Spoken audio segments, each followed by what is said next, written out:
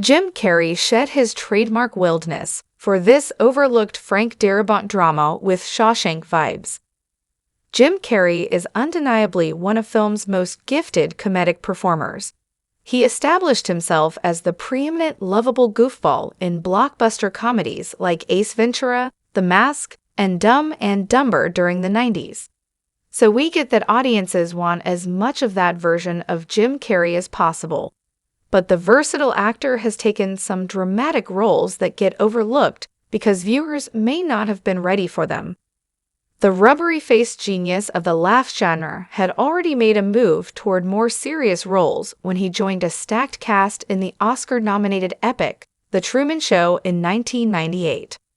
So when he delivered one of his best and most earnest dramatic roles in 2001's period piece The Majestic, directed by Frank Darabont, The Shawshank Redemption, fans and critics somehow overlooked it.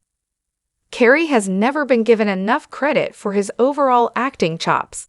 Maybe it's partly the actor's fault for being so sublime and Jerry Lewis-esque in the comedy world, but this particular serious role deserves a deeper look.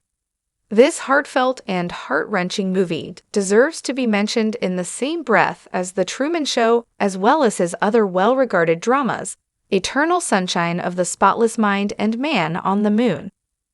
What is The Majestic about? Carrey plays Peter Appleton, a World War II-era B-movie director on the cusp of breaking into the big time with his next project. But when he falls under suspicion by the government for anti-American communist activities, he is blacklisted. Distraught, he hits the bottle and takes off on a road trip along the California coastline, only to have a bad car accident that leaves him with amnesia. A kindly older man finds him washed ashore and brings him into the small town of Lawson for medical attention. Once there, Peter is mistaken as the doppelganger of a young local man named Luke Trimble, who is thought to have died overseas fighting in the war. Lawton and its denizens have been disproportionately struck by the vicissitudes of the war, having lost almost an entire generation of its young men overseas. Appleton's uncanny resemblance to Luke leads the residents to believe he is a miracle sent home to revitalize the town and lift its sleepy spirit. Soon, he is taken in by Harry Trimble, Martin Landau, who is ecstatic to have his long-lost son back. He is a theater owner and operator at the town's landmark theater, The Majestic, which has fallen into disrepair since his wife died several years prior. He also meets his old flame, Adele Laurie Holden. The two try to make the best of what is an awkward reunion. The Majestic calls on Jim Carrey to deliver serious emotion. Just as Pete/Luke has the entire town of Lawson back on its feet, and his father enjoying running the Majestic Theater again, tragedy strikes when Harry has a heart attack. After he has regained his memory and knows that Harry isn't his real father, he has a poignant deathbed scene that calls on Carrey to deliver profound emotion.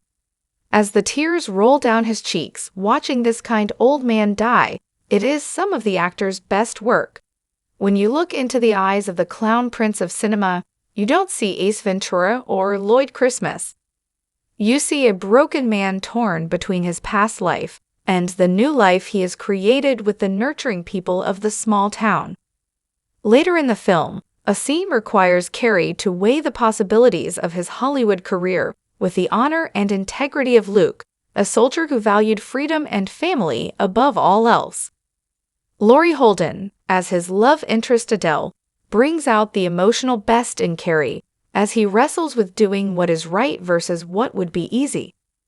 It is a hell of a climax, leading Pete to search his soul for what kind of man he has been and wants to be. Again, Carrey delivers a layered, expressive character filled with doubt and regret. There aren't many performers out there who could have done it better, and Carrey deserves his flowers for getting outside his comfort zone and making bold choices. If Frank Darabont guided characters like Andy Dufresne, Tim Robbins, Red Ellis, Morgan Freeman, and John Coffey, Michael Clark Duncan, in The Green Mile, and was willing to trust Carrey in a serious role after that, then maybe we should too.